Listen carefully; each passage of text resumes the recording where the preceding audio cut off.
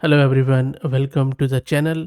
Whenever I do a video about text to image generation or image to image generation with stable diffusion models, whether it is ST 1.5 or STXL, one of the most frequent question I get asked is that what would be the easiest tool to generate an image from text? The people who don't really want to learn comfy UI or automatic 1111 and they don't want to go through the trouble of lot of installation steps, all they want to do is to have a simple installation on their local system where all they want to do is to generate an image from text without getting into too much advanced settings. For those users, this video will be very beneficial because in this video I am going to show you one of the most easy tool to generate images from text with the help of AI models, namely stable diffusion models. That tool is EasyDiffusion 3. This tool is not a new tool, it is quite old, but it has improved a lot and still it is a very active project. It's free, it's open source, it is compatible with Windows, with Linux and with macOS, and in this video we are installing this EasyDiffusion on the Windows system locally. Of course, whenever we are talking about text to image generation with AI models, GPU is quite beneficial, but the good thing about this EasyDiffusion is that if you're using a smaller model, then you can use it on CPU. But to be very honest, I would highly recommend you to go with at least 4 GB of VRAM GPU if you're looking to generate images from text. Okay, so let's get started. Let's see how can we install it and then how can we generate an image from text. And I will drop the link to its GitHub repo in video's description. So you see that they have this GitHub repo where they have shown a lot of stuff there, but you just scroll down and then whatever your operating system is, whether it is Linux, Windows or this, then click accordingly. So I'm just going to click on Windows here. It is going to take me to its either release page, or you see on the top right it has already started downloading the latest one. If you want to install a previous version, you just need to go to the release page, which is at this GitHub repo here. In the releases there are 16 releases, but that is fine. We are just looking to do the easiest way, so we will take this. The size is just under 2 gig, so make sure you have that much disk space on your system. It is already almost there, and there are a lot of features of this EasyDiffusion too if you're interested in a bit more feature rich UI. And that is all done. Let's wait for it. Still running, so I think verifying the checksum. And installation is done and you will be presented with this screen. Click on more info, run anyway, because it is not that frequently used software. That is why Windows give this warning. So click on next and agree, install, and you see it says that it requires 25 gig of space. I just have so I have plenty of it, 102. So I'm just going to click on install. So it is going to take a bit of a time and you can see the progress here. While that happens, let me introduce you to the sponsors of this video, who are AgentQL. AgentQL is a query language that turns any web page into a data source. With its Python SDK and live debugging tool, you can scrape and interact with web content. AgentQL works on any page, public or private, any site, any URL, even behind authentication. It is quite resilient. Page structure might change, but AgentQL still returns the same result. It is quite reusable. The same query works across multiple similar pages, and it structures the output according to the shape of your query. And I will drop the link to their website in video's description.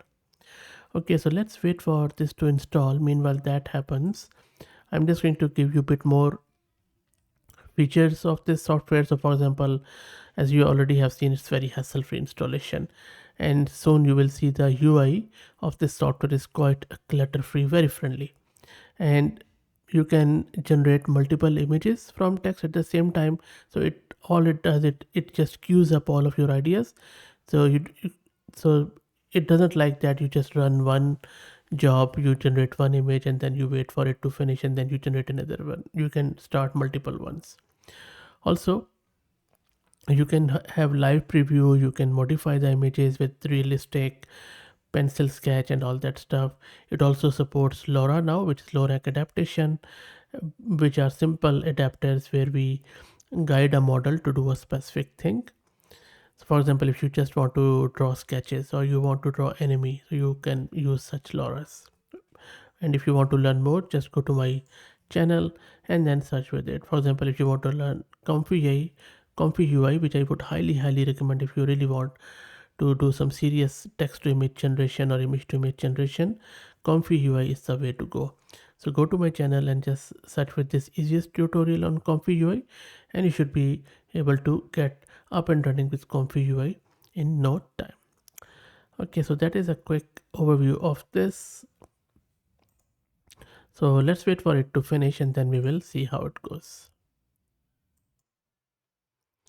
So installation is still running. It's been around 10 minutes, I would say it is running. So yes, it is single click, but it is not quick, but almost there, I believe. And I think it is also downloading one of the stable diffusion model. The size is around 2 gig. And this just goes in by default. So you don't even have to worry about a text to image or image to image model. That is good stuff. But of course you can download as many model as you like, provided you have the space. And eventually the installation is done. Let's click on finish and it is going to launch it for you.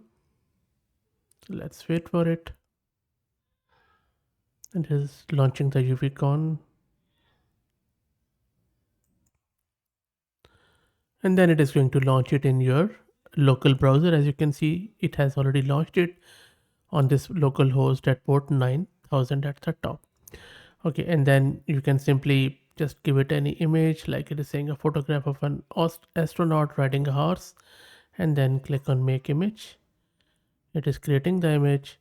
You can just click on anything, a galaxy in ancient times, and then you can just say NQ next image.